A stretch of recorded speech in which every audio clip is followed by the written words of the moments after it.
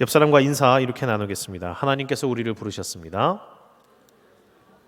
아멘, 아멘. 앞뒤로 한 번 더 인사 나누겠습니다. 하나님께서 우리를 보내실 겁니다. 아멘. 예, 그럼 이제 하나님께서 불편하게 일하시는 이유, 하나님께서 불편하게 일하시는 이유라는 제목으로 말씀 나누도록 하겠습니다. 제 아들이 좀 어렸을 때 학교를 가기 전에 이제 막 학교를 갔을 때쯤의 일입니다. 아들이 학교에서 숙제를 가져왔습니다. 그러더니 이거 선생님이 다 해야 된다라고 해서 이거 숙제 다 해야 되는데 너무 많다 하면서 자기한테 도와달라고 하는 겁니다. 숙제가 뭔가 봤더니 뭐 어려운 건 아니었습니다. 이제 받아쓰기 숙제 있었고, 그리고 그림들이 있고, 이제 그 그림이 이제 그 명칭이 무엇인지 밑에 이제 자음만 달려 있으면 초등학교 1학년이니까 뭐 시읒 니은 하면 선생님 이렇게 이제 글자 다는 거, 이런 게 이제 프린트물이 한참 있더라고요. 그리고 수학 보니까 덜셈 뺄셈 막 이런 거, 그리고 순차적으로 진행하는데 이제 중간에 비어 있는 답 어떻게 써야 되는가, 뭐 이런 이제 프린트물 잔뜩 가져와 놓고서는 이걸 월요일까지 해나가야 된다는 거예요. 근데 딱 봤더니 이게 하루 만에 내준 숙제가 아닐 텐데라는 생각이 이렇게 들었어요. 보니까 아니나 다를까 한 일주일 동안 내준 거고 다음 주 월요일까지 가져오는 건데, 아들이 일주일 내내 놀다가 마지막 주말, 그것도 저녁에 아빠 이거 다 해가야 된대, 내일까지 안 해오면 선생님이 안 된댔어 하면서 이걸 가져온 겁니다. 아들을 아끼는 마음에서 아들아 너도 할 수 있어, 이거 배운 거잖아, 잘 생각해봐, 한번 해보자 라면서 마음을 가라앉히고 한번 해보자라고 하는데, 아들이 이제 마음이 조급한 거예요. 잘 시간은 다가왔는데 숙제는 프린트물이 막 이만큼 있어 하는데 뭐 한 10장 정도 되는데 뭐 어른들한테는 되게 쉽겠지만 애한테는 그게 막막해 보이는 거예요. 아 이걸 언제 다 해, 산수도 있고 국어도 있고 뭐 그림 그리기도 있고, 아 못하겠어 아빠 어떡해 하니까, 아들아 차분히 해보자, 아니야 나 못해, 아들아 해보자, 아니야 나 아빠가 다 해줘, 아빠는 할 수 있잖아, 막 이러면서 막 옥신각신 하는 거예요. 제가 몇 분이면은 마음만 먹으면 사실 다 할 수 있지만 아들과 한참 실갱이를 했어요. 한 5분 10분 집중해서 막 하다가도 아빠 이거 언제 다 해, 벌써 10시야 하니까 아들아 해보자. 한 10분 또 5분 하다가 아빠 이거 언제 다 해, 아들아 해보자 하면서 몇 번씩이나 마음을 억누르면서 끝끝내 이렇게 했습니다. 아들이 숙제를 금방 다 해서 선생님에게 안 혼나기를 바라는 마음도 있지만, 아들은 그때 숙제를 다 못 해갔어요. 한 이제 10장 정도 있는데 한 8장까지 하고, 그래 고생했다, 아빠도 이제 더 이상 못 하겠다, 여기까지만 하자라고 했는데, 아들이 숙제를 다 마무리를 못 했지만 그 힘든 길을 그렇게 걸어간 데는 목적이 있어요. 뭐냐면 단순히 아들이 숙제를 다 해가서 선생님한테 안 혼나길 바란 게 아니라, 아들이 그것을 이해했으면 좋겠다라는 마음이 있었던 거예요. 어차피 네가 해야 되는 산수, 너가 익혀야 되는 글자, 너가 해야 되는 이런 받아쓰기 이런 것들을 결국 네가 네 힘으로 해나가야 될 텐데, 이거를 네가 좀 배웠으면 좋겠다. 이 힘든 시간을 견디는 훈련을 했으면 좋겠다. 그래서 네가 이것을 숙제를 다 해가는 사람이 아니라 이것을 해낼 수 있는 사람이 됐으면 좋겠다라는 그 마음이 있었기 때문에 그렇게 오랫동안 옥신각신한 겁니다. 그래서 참 뿌듯하게 그래도 8장이나 해나갔어 했는데, 다음날 아침에 일어나니까 아들이 이렇게 하더라고. 원망한 눈을 쳐보면서 아빠 때문에 숙제도 못했잖아. 그때 처음으로 약간 이 마음이 들었어요. 자식 키워봤자 소용없다는 말이 이거구나. 아버지의 깊은 뜻은 이해하지 못한 채 숙제를 다 마무리 못했어 라는 생각에 한참 노려보면서 간 그 눈빛이 아직도 기억이 납니다. 오늘 읽은 말씀 사도행전 10장 내용을 보자면 이러합니다. 가이사랴라는 지역에 고넬료라는 사람이 살고 있었습니다. 그 사람은 로마 군대 백부장인데 그 사람이 환상을 보게 됩니다. 그 환상 중에 천사가 나타나서 이렇게 말하는 거예요. 너 지금 요빠라는 지역으로 사람을 보내라. 거기에 베드로라 하는 시몬이 있는데 그 사람을 데려와서 만나서 아주 귀한 말을, 귀한 가르침을 들어야 된다. 이것을 환상을 통해서 보게 됩니다. 그리고 마침 그때 베드로에게도 환상이 보입니다. 그 환상은 뭐였냐면, 하늘에서 그릇 같은 것이, 보자기처럼 생긴 그릇 같은 것이 내 귀퉁이가 메어서 내려오는데, 그 그릇 안에는 무엇이 있었냐면 각종 짐승들이 있는 거예요. 네발기는 짐승, 공중에 나는 짐승, 그런 짐승들이 있었는데, 그 모든 짐승들 얼굴을 대충 확인해 보니까 어떤 짐승들이냐면 구약 율법에 먹어서는 안 된다라고 규정해 놓은, 유대인들이 싫어하는, 부정하다 여기면서 싫어하는 그런 더럽다라고 여기는 짐승들이 한가득 들어있었던 겁니다. 그런데 그 환상을 보고 있는데 베드로가 이거 뭐야, 보기도 싫은데 하면서 꺼려하고 있을 때 하나님께서 이렇게 베드로에게 말씀하는 겁니다. 베드로야, 일어나서 이것들을 잡아서 먹어라. 베드로는 이 부정한 것들을 가까이 하기도 싫었어요. 오랫동안 그렇게 해왔고 먹는 것은 상상하지도 않았고 심지어는 만지기도 싫어해서 꺼려했었는데 유대인으로서의 율법 가운데서 그것을 지키기 위해서 노력을 했었는데 하나님이 이걸 먹으라고 하니까 이해를 못하겠는 거예요. 그래서 베드로는 이렇게 얘기합니다. 전 어렸을 때부터 이걸 안 먹어왔습니다. 저 지금까지 이런 거 먹은 적 한 번도 없습니다. 하나님 안 먹겠습니다. 그러자 하나님이 다시 말씀하십니다. 베드로야, 내가 깨끗하게 한 것을 너가 더럽다라고 하지 마라. 베드로는 이제 처음 들었을 때 아마 그 이상한 생각이 들었을 거예요. 이거 뭐지? 날 시험하시는 건가? 뭐지? 이걸 진짜 어떻게 하라는 거지? 이거 안 먹는 게 맞잖아. 이거 하나님 정말 뭘 말씀하고 싶은 거지? 의아하면서 하나님께서 다시 이것을 또 반복해서 말씀하셨어요. 베드로야, 아까 내가 얘기했잖아. 이거 잡아 먹어야 돼. 그러니까 베드로가 또 부인하는 거죠. 하나님 안 먹는다고 했잖아요. 그러니까 하나님 다시 말씀하십니다. 베드로야, 내가 깨끗하게 한 거 너가 더럽다라고 하면 안 돼. 그런데 하나님이 이걸 또 반복하세요. 베드로야, 이거 일어나서 잡아먹어. 베드로가 아니요, 안 된다고 했잖아요. 그러니까 하나님이 베드로야, 내가 깨끗하게 한 것을 너가 더럽다라고 하면 안 돼. 너 잡아먹어. 한 다음에 이렇게 3번을 반복하시고는 그릇이 다시 하늘로 올라가는 이 환상을 경험하게 됩니다. 베드로가 이 환상을 보고 도대체 이게 뭘까? 하나님이 왜 자꾸 이걸 먹으라고 하시는 걸까? 의아해서 이 의문이 풀리지 않아서 갸우뚱하고 있을 때 하나님께서 보낸 그 고넬료를 통해서 보내게 된 그 하인들이 베드로를 찾아옵니다. 이때 베드로가 혹시나 못 알아들을까 해서 하나님은 또 한 번 친절하게 성령의 음성으로 말씀하십니다. 2 사람이 너를 찾으니 일어나 내려가서 의심하지 말고 함께 가라. 내가 그들을 보내었다. 혹시나 이제 이방인들에 대한 선입견이 있어서 이방인을 안 만나려고 하는 유대인의 습성 때문에 혹시나 안 따라가서 고넬료를 못 만날까 봐 하나님은 친절하게 성령의 음성으로 들려주셔서 그들을 따라가게 만듭니다. 그렇게 성령의 보내심을 따라서 고넬료를 만나게 된 베드로는 복음을 전했고 놀랍게도 그 복음을 전할 때 이방인인 고넬료와 그 친구들, 그 친척들은 모두가 성령의 충만을 경험하게 됩니다. 그리고 나서 이제 이것을 본 베드로가 이제 하나님이 주신 환상과 이 계획이 무엇인지를 깨닫고 이제 이 이방인인 그들에게도 세례를 베푸는 사건, 그것이 바로 오늘 사도행전 10장의 사건입니다. 신학자들이 사도행전을 이제 공부하고 분석한 다음에 사도행전에 있어서 가장 중요한 사건 3가지를 꼽았습니다. 그것이 무엇인지 아십니까? 이제 좀 교회를 오래 다니고 사도행전 읽어본 사람들은 이 사도행전에서 어떤 일들이 있었는지를 쭉 알 겁니다. 상당히 많은 사건들이 있었고 베드로의 1차, 2차, 3차 선교 사건도 있었는데 신학자들이 꼽는 사도행전에 있어서 가장 중요한 사건 3가지는 이것입니다. 첫 번째, PPT 나오죠? 오순절 성령 강림 사건. 성령이 오순절 날 우리에게 임재하신 그 사건이 가장 중요한 사건이다. 2번째, 사도 바울의 회심 사건. 이것이 대단히 이제 그 이방인의 선교사가 최초의 선교사이자 가장 많은 역할을 하는 이 사도 바울이 쓴 게 가장 중요한 사건이다 꼽으면서 마지막으로 가장 중요하다라고 여기는 사건 3번째가 바로 오늘 읽었던 이방인인 고넬료의 세례 사건입니다. 왜 이것이 이방인인 고넬료에게 세례를 베푼 사건이 사도행전에서 가장 중요한 사건 중에 하나로 꼽히는 걸까요?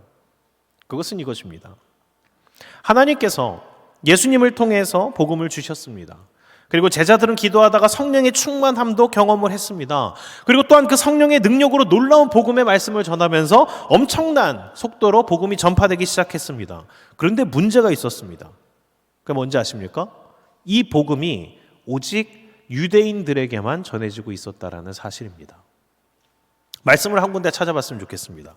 마태복음 28장 19절에서 20절 우리 한번 찾아서 같이 읽어보도록 하겠습니다. 마태복음 28장 19절에서 20절입니다. 자, 찾았으면 우리 같이 한번 읽어보겠습니다. 시작. 그러므로 너희는 가서 모든 민족을 제자로 삼아 아버지와 아들과 성령의 이름으로 세례를 베풀고 내가 너희에게 분부한 모든 것을 가르쳐 지키게 하라. 볼지어다 세상 끝날까지 너희와 항상 함께 있으리라 하시니라. 아멘. 이 말씀은 지상 명령어로 불리우는 말씀인데요, 예수님께서 제자들에게 가장 마지막에 유언과도 같이 하시고 싶은 그 가장 핵심적인 내용들을 담고 있는 말씀입니다. 앞으로 제자들에게 무엇을 하라고 예수님이 가장 하고 싶은 말을 함축적으로 얘기했는데, 이 가운데 무엇이 나오냐면 모든 크리스찬들이 반드시 가져야 될 사명이 있습니다. 그 사명 무엇이냐면 간단하게 한 문장으로 줄이면 이것입니다. 모든 민족을 제자로 삼아라. 예수님의 그 12제자를 포함한 모든 교회, 교인들, 예수님의 몸된 교회, 지체들에게 말씀하신 가장 모두에게 주어진 동일한 사명, 그것이 뭐라고요? 모든 민족을 제자로 삼아라입니다. 분명히 예수님께서는 이렇게 말씀하셨죠. 모든 민족이야, 이렇게 얘기를 하셨는데, 그 사랑하는 12제자, 예수님에게 직접 가르침을 받은 12제자와 그 초대교회 성도들, 성령의 충만함을 경험하고 있고 그걸 알고 있는 성도들인데도 불구하고 모든 민족에게 복음을 전하지 않고 있었습니다. 그들은 무엇을 했냐면 자기도 모르게 자기가 살아왔던 경험과 어떤 전통, 어떤 관습에 의해서 모든 민족에게 복음을 전한 게 아니라 유대인에게만 복음을 전하고 있었던 겁니다. 12사도를 포함해서 심지어 베드로까지 예수님이 분명히 모든 민족이라고 말했는데도 불구하고 유대인에게만 복음을 전하고 있었습니다. 그러니까 하나님께서 많이 답답하셨던 것 같습니다. 그래서 이제 하나님의 직접 과외가 들어갑니다. 그래서 베드로, 그 중에서 가장 대표되는 베드로를 뽑아서 한 번이 아니라 3번이나 다시 설명합니다. 베드로야, 일어나서 잡아먹어라.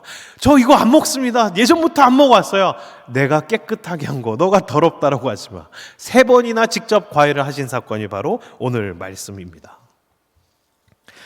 이방인인 고넬료에게 예수님의 수제자인 베드로가 공식적으로 세례를 주는 사건, 이 사건은 교회들에게 있어서 대단한 충격이었습니다. 우리는 그게 당연한 거 아니야? 라고 이미 그것을 알고 있기 때문에 받아들일지 모르지만, 그 민족적인 전통과 가치관에 얽매여 있었던 당대의 유대인들, 크리스찬이 이미 된 유대인들에게 있어서 유대인이 아닌 사람에게 이 귀한 복음을 전했다, 하나님의 복음을 전했다, 이것은 너무나 충격적인 일이었던 겁니다. 그래서 심지어 교계의 지도자인 베드로가 직접 복음을 전했는데도 불구하고 사도행전 11장에 보면은 유대인들이 소란을 일으키는 것이 보입니다. 이미 예수를 믿고 예루살렘 교회에 소속되어 있는 많은 유대인들이 이렇게 베드로를 비난합니다. 어떻게 유대인이 무할례자의 집에 들어갑니까? 아니, 베드로 지도자께서 어떻게 그러실 수 있습니까? 그런 더러운 이방 민족들한테 이 귀한 복음을 전할 수 있습니까? 이게 어떻게 된 겁니까? 소명하십시오, 해명하십시오. 어떻게 된 겁니까? 막 사람들이 비난을 한 겁니다. 예수님께서 죄인되고 자격 없는 우리를 위해서 죽어주셨다는 사실을 잊은 채 나나 너나 똑같이 구원받을 자격 없는 죄인임에도 불구하고 예수 그리스도 십자가의 은혜로 우리가 함께 구원받은, 용서받은 죄인이라는 사실을 잊은 채로 어느새 자기들이 의인의 자리에 놓여 있는 겁니다. 그래서 구분을 하는 겁니다. 너랑 나는 달라, 이 얘기하고 있는 겁니다. 그래서 이방인과 그런 유대인을 지금 구분하고 있는 겁니다. 선입견과 가치관, 관성이란 게 이렇게 무섭습니다. 우리들도 어느 때 그런 자리에 있을지 모릅니다. 우린 너무나 쉽게 이 성경에 나오는 바리새인들 비난하잖아요. 그런데 한번 생각을 해봅시다. 정말로 동네 가운데에 안 좋은 소문 있는 사람이 교회에 나온다면, 청년들 가운데에서 누군가 손에 꼽힐 만큼 좀 안 좋은 소문이 있는 청년이 우리 공동체 가운데 들어온다면, 전혀 예수랑 상관없이 어떤 세상에서 손가락질 받는 어떤 사람이 이 교회에서 예배 드리겠다고 왔을 때 우리들은 과연 고운 시선으로 바라볼 수 있을까요? 하나님께서 이 베드로와 고넬료에게 환상을 보여주신 이유, 이렇게까지 개입을 하셔서 일하신 이유는 그 오랜 세월 동안 쌓여져 있는 유대인의 그 마음의 벽을 허물기 위해서입니다. 예수 그리스도께서 직접 명령을 하셨습니다. 모든 민족을 제자로 삼아라. 그 말을 들었지만 이게 삶에 적용이 되지 않고 있는 이 유대 교회를 바라보며, 이 예루살렘 교회를 바라보며 이것을 허물기 위해서 하나님은 지금 바쁘게 일을 하고 계시는 겁니다. 그래서 이 고넬료와 베드로 사건을 통해 하나님께서는 눈을 열기 시작합니다. 말씀을 잠깐 찾아봤으면 좋겠습니다. 누가복음 15장 25절에서 32절입니다. 누가복음 15장 25절에서 32절 우리 한번 찾아서 같이 읽어보도록 하겠습니다. 누가복음 15장 25절에서 32절 우리 같이 교독으로 읽도록 하겠습니다. 맏아들은 밭에 있다가 돌아와 집에 가까이 왔을 때에 풍악과 춤추는 소리를 듣고 한 종을 불러 이 무슨 일인가 물은데 대답하되 당신의 동생이 돌아왔음에 당신의 아버지가 건강한 그를 다시 맞아들이게 됨으로 인하여 살찐 송아지를 잡았나이다 하니 그가 노하여 들어가고자 아니하거늘 아버지가 나와서 권한대 아버지께 대답하여 이르되 내가 여러 해 아버지를 섬겨 명을 어김이 없거늘 내게는 염소 새끼라도 주어 나와 내 벗으로 즐기게 하신 일이 없더니 아버지의 살림을 창녀들과 함께 삼켜버린 이 아들이 돌아오매 이를 위하여 살찐 송아지를 잡으셨나이다. 아버지가 이르되 예 너는 항상 나와 함께 있으니 내 것이다 내 것이로되 이 내 동생은 죽었다가 살아났으며 내가 잃었다가 얻었기로 우리가 즐거워하고 기뻐하는 것이 마땅하다 하니라. 아멘. 지금 방금 읽은 누가복음 15장에는 돌아온 탕자에 대한 말씀이 나옵니다. 이 탕자 이야기의 마지막에 우리가 읽은 본문에 보면 잃어버린 아들이 돌아와서 모두들 기뻐하고 잔치를 벌이는데 한 명 기뻐하지 않는 사람이 보입니다. 그래서 집 안에도 들어가지 않고 씩씩거리며 화를 내고 있습니다. 그 사람이 누구냐면 첫째 아들입니다. 이 첫째 아들은 둘째 아들과 첫째 아들은 분명히 형제가 맞습니다. 그리고 이제 둘째 아들이 어떤 친구인지를 너무나 잘 알고 있습니다. 그런데 이 둘째 아들 자기의 동생이 돌아왔는데 오히려 분노해하고 이것을 기뻐하는 아버지에 대해서 못마땅해합니다. 그러면서 둘째 아들에 대한 객관적인 평가를 늘어놓으면서 저런 못된 자식을 쫓아내지 않고 왜 받아주냐고 이런 얘기를 합니다. 첫째 아들이 한 얘기 전부 다 맞습니다. 둘째 아들은 그렇게 그런 용서를 받을 아니면은 그런 잔치를 받을 그런 자격이 있는 사람이 아닙니다. 그런데 첫째 아들이 지금 하나 모르는 게 있습니다. 못 보고 있는 게 있습니다. 그게 무엇인지 아십니까? 그게 뭐냐면 아버지의 마음을 전혀 모르는 겁니다. 객관적이고 합리적으로는 맞을지 몰라도 이 첫째 아들은 아버지의 마음을 전혀 모르고 있습니다. 구약의 요나서에 보면 요나가 니느웨로 가서 말씀을 전하라는 명령을 듣습니다. 그런데 일부러 반항을 하며 정반대편인 다시스로 갑니다. 다시스로 도망갔지만 결국 다시 물고기 뱃속에 들어가서 이 니느웨로 오게 되고 마지못해서 하나님께서 이 복음을 이 회개의 말을 전하라는 말을 듣고 회개의 말을 전하는 둥 마는 둥 하고 다시 이제 언덕으로 올라갑니다.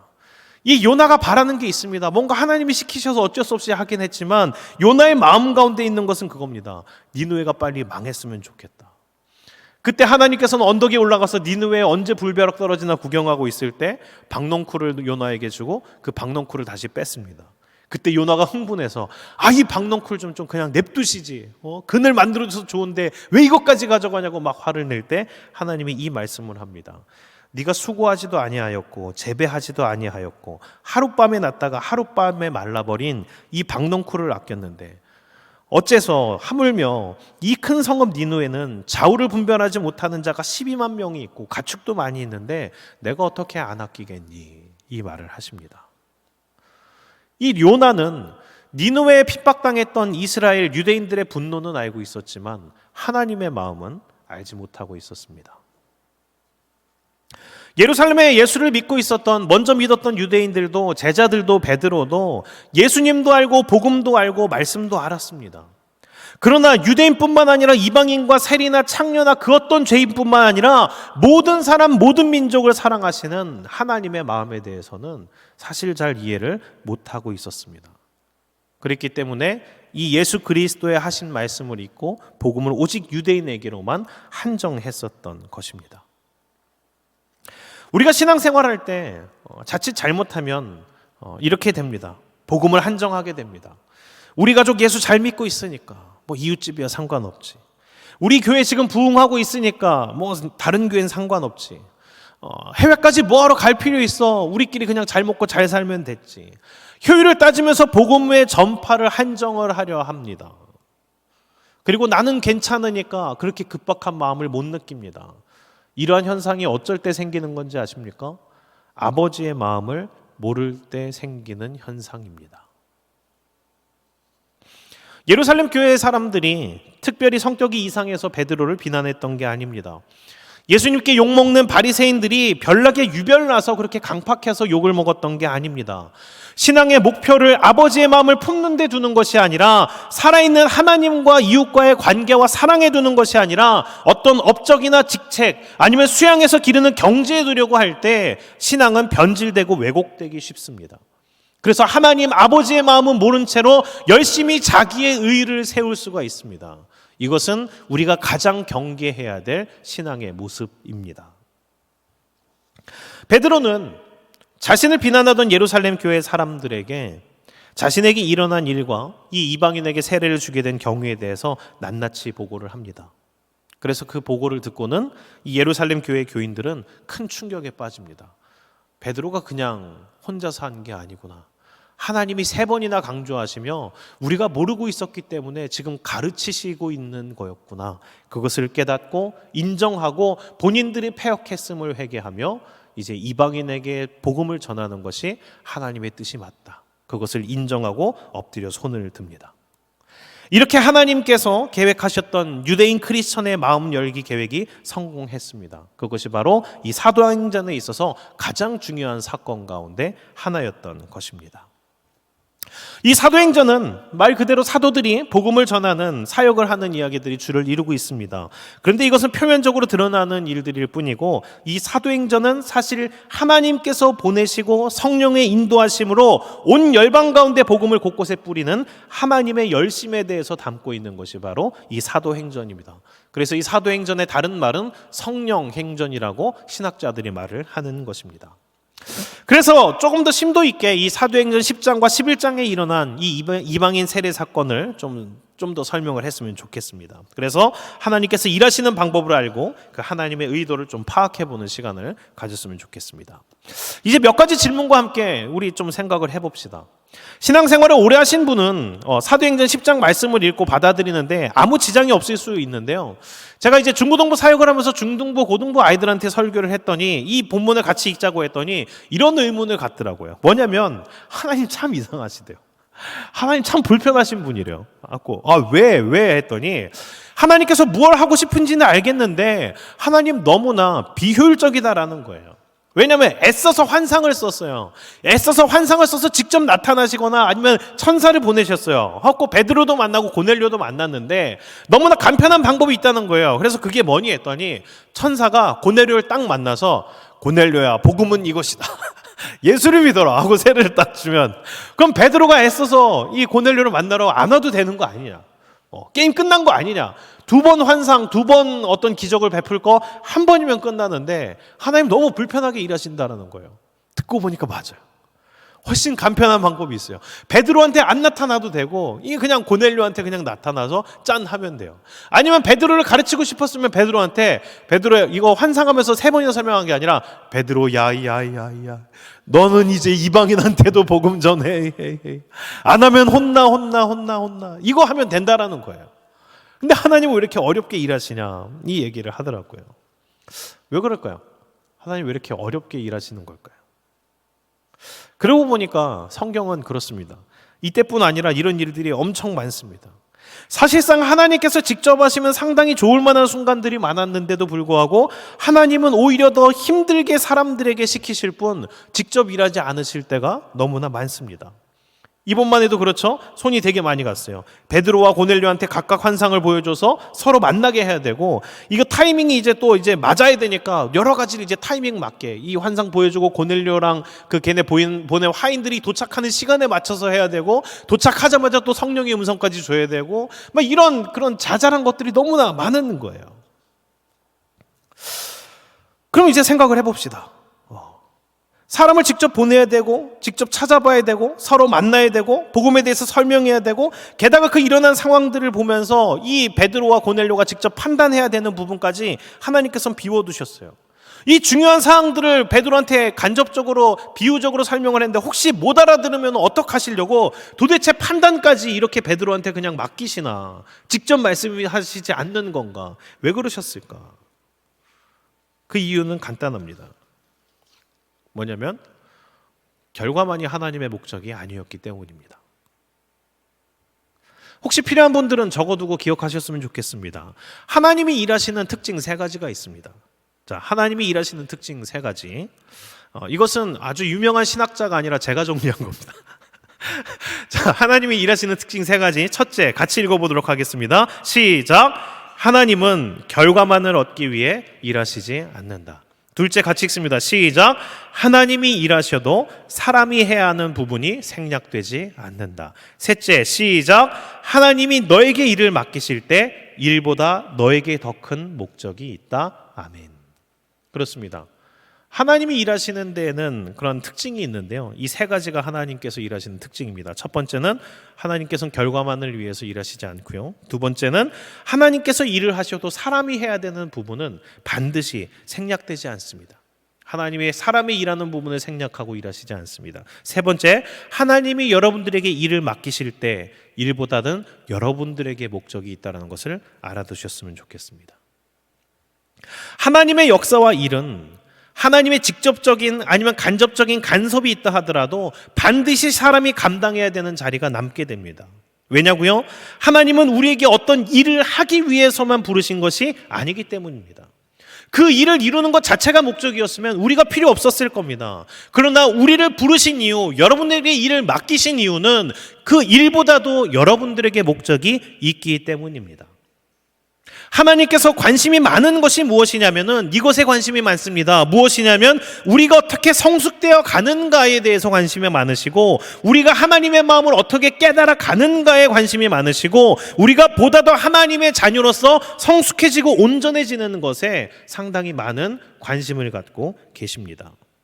그래서 우리가 읽은 이 사도행전 10장과 11절 말씀의 바른 이해는 단순하게 고넬료가 의로 와서 이방인 중에서 구원받는 첫 케이스가 되었네, 이걸로 끝나는 게 아니라 하나님께서 이방 선교에 눈을 뜨라고 베드로와 믿음의 형제들을 교육하고 설득하고 계시는구나, 하나님이 우리를 그렇게 성숙하게 이끄시는구나까지 가야지 제대로 이 사도행전을 보고 알게 된 것입니다. 하나님은 인격적인 분이십니다. 우리의 인격을 얼마나 존중해 주시는지, 우리가 주님의 종입니다 하고 고백을 했음에도 불구하고 본인이 간절히 바라고 원하는 뜻이 있어도 그것을 단순히 명령으로 그냥 무조건 해라 이렇게 우리를 그렇게 인도하시지 않습니다. 우리에게 말씀하시고 요청하시고 기다리시고 우리가 동참할 때까지 하나님은 또 기다리십니다. 아니면 우리가 필요한 부분이 있다면 성숙해 갈 수 있도록 그런 환경을 만들고 이끌고 동역자들을 붙여주고 보내주지만 그것을 우리가 익힐 때까지 하나하나 옆에서 도와주십니다. 그래서 하나님은 이렇게 불편하게 일을 하고 계시는 겁니다. 우리는 신앙의 효율을 따지지만 우리는 어떤 결과만을 생각하는데 하나님은 우리가 목표입니다. 하나님은 베드로가 목표였습니다. 그리고 지금 이 순간 하나님의 목표는 지금 예배를 드리는 여러분들입니다. 문제집의 답, 하나님께서는 순식간에 풀 수 있는데 우리가 한 걸음 한 걸음 하나님을 알아가고 성숙해질 수 있도록 하나님 그렇게 힘들게 우리를 붙들고 저녁 숙제하고 계시는 겁니다. 그렇기 때문에 예수 그리스도를 믿는 사람, 하나님의 부르심을 받은 사람에게 있어서 반드시 해야 될 것이 있습니다. 그게 뭔지 아십니까? 그것은 바로 주님의 보내심을 받아 선교와 전도에 따라 나아가는 겁니다. 단순히 예배를 드리는 자리에서 멈추는 것이 아니라 하나님의 마음이 있는 곳이 어딘지를 찾고 그 마음이 향하는 곳을 향해 발걸음을 옮겨 부붙는 부분들이 필요합니다. 그렇게 우리는 선교와 전도를 통해서 하나님과 동역하는 사이가 되고 선교와 전도를 통해서 하나님을 알리고 그 과정 속에서 우리는 더욱 하나님을 알아가고 결국에는 하나님께서 기뻐하고 원하시고 바라는 성숙된 신앙인으로 자라갈 수 있게 됩니다. 그렇기 때문에 모든 민족을 제재로 삼는 일은 몇몇 사람만이 아니라 우리 모두가 반드시 해나가야 되는, 함께 동참해야 되는 일이라는 겁니다. 말씀을 마치도록 하겠습니다. 우리 교회 우리 승리 공동체는 1년의 스케줄을 이렇게 정했습니다. 겨울에는 MT도 가고 수련회도 하고 좋습니다. 그런데 여름에는 전부 다 선교 가야 됩니다. 지금 이제 시작으로 엄청나게 여러분들을 괴롭힐 작정입니다. 선교 안 가면 죄인 되는 분위기를 만들 작정입니다. 물론 그 상황 가운데에서 도저히 선교를 갈 수 있는 시간을 못 내는 분 계실 줄로 압니다. 그러나 기도가 가든지 여러분들의 물질이 가든지 아니면 직접 가든지 반드시 모든 선교회, 모든 교인들은, 우리 승리 공동체 인원들은 동참하셔야 됩니다. 왜 그러느냐? 그 선교를 통해서 우리는 주님을 더욱더 알아갈 수 있기 때문입니다. 제가 존경하는 한 선교사님 그 얘기를 했는데 너무 감동받았어요. 그리고 진리인 것 같아요. 그분이 딱 이 얘기를 했어요. 뭐냐면 이거였습니다. 사랑을 줘보진 않고는 사랑이 뭔지 모른다.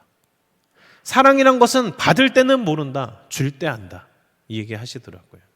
그렇습니다. 사랑을 줘보지 않은 사람은 사랑이 무엇인지를 모릅니다. 이 선교를 통해서 고생하며 내가 왜 기어코 이렇게까지 애를 쓰면서 그 사람에게 복음을 전하는지, 그 모든 과정들을 함께 밟아가며 그 어려움들을 경험해보지 않고는 나를 위해서 이 복음을 전하기 위해 애를 쓴 사람들의 마음을 모릅니다. 나를 위해 십자가를 지시며 고생을 하신 예수 그리스도의 마음을 모릅니다. 저본 사람이 그 사랑의 가치를 알게 됩니다. 여러분들의 인생 가운데에서 받는 것으로 그치지 않기를 원합니다. 사랑을 주기 위해 십자가를 져보시기를 바랍니다. 남을 살리기 위해 고생되는 길을 가보시기를 바랍니다. 나의 민족을 뛰어넘어 다른 나라까지 가보시기를 원합니다. 나의 동네를 넘어 다른 지역으로 가보시기를 원합니다.